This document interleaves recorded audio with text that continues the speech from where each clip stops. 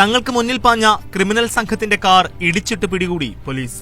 കോട്ടയം ഈരാറ്റുപേട്ടയിലാണ് സംഭവം. കഞ്ചാവ് കടത്തെന്ന് സംശയിച്ചാണ് ചുവന്ന സ്വിഫ്റ്റ് കാർ പോലീസ് പിന്തുടർന്നത്. എന്നാൽ ഇത് ശ്രദ്ധയിൽപ്പെട്ടതോടെ കാറിലുണ്ടായിരുന്ന ക്രിമിനൽ സംഘം ജീപ്പിന് കടന്നു പോകാനാകാത്ത വിധം വാഹനമോടിച്ചു. തുടർന്നാണ് ഈ കാണുന്ന രൂപത്തിൽ ജീപ്പ് കാറിലേക്ക് പോലീസ് ഇടിച്ചു കയറ്റിയത്. ഒരു ബൊലേറോ ജീപ്പിലും ഓൾട്ടോ കാറിലുമാണ് പോലീസ് സംഘം ദൌത്യത്തിനെത്തിയത്.